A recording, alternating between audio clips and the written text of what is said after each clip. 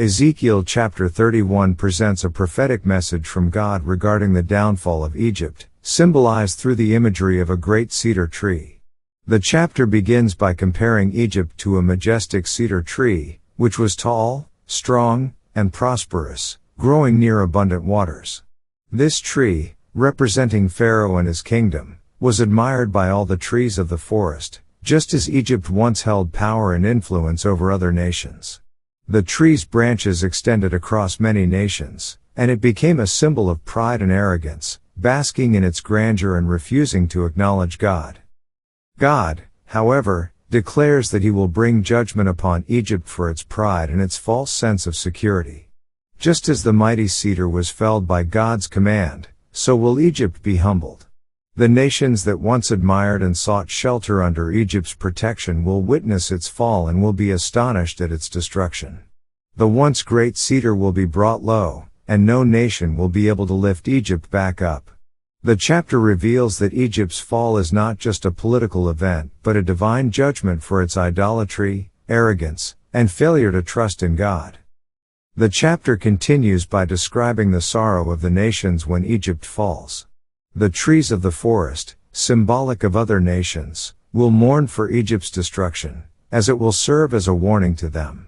The cedars of Lebanon, who were once proud, will be amazed that even the great tree of Egypt has fallen. The people of the earth will lament over the collapse of Egypt's might, which was once a towering and impenetrable force.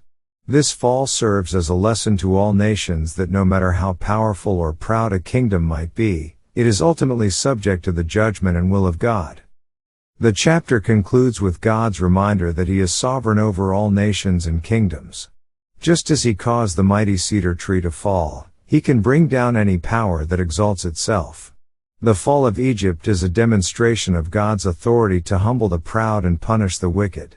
This prophecy against Egypt, like others in the book, reveals that God is the ultimate judge, and no nation or ruler can escape his judgment when they act in defiance of his will. Let's now read Ezekiel Chapter 31. And it came to pass in the 11th year, in the 3rd month, in the 1st day of the month, that the word of the Lord came unto me, saying, Son of man, speak unto Pharaoh king of Egypt, and to his multitude, whom art thou like in thy greatness? Behold, the Assyrian was a cedar in Lebanon with fair branches, and with a shadowing shroud, and of an high stature, and his top was among the thick boughs. The waters made him great, the deep set him up on high with her rivers running round about his plants, and sent out her little rivers unto all the trees of the field. Therefore his height was exalted above all the trees of the field, and his boughs were multiplied, and his branches became long because of the multitude of waters, when he shot forth. All the fowls of heaven made their nests in his boughs, and under his branches did all the beasts of the field bring forth their young, and under his shadow dwelt all great nations. Thus was he fair in his greatness, in the length of his branches, for his root was by great waters. The cedars in the garden of God could not hide him, the fir trees were not like his boughs, and the chestnut trees were not like his branches, nor any tree in the garden of God was like unto him in his beauty. I have made him fair by the multitude of his branches, so that all the trees of Eden, that were in the garden of God, envied him. Therefore thus saith the Lord God, because thou hast lifted up thyself in height, and he hath shot up his top among the thick boughs, and his heart is lifted up in his height. I have therefore delivered him into the hand of the mighty one of the heathen, he shall surely deal with him, I have driven him out for his wickedness.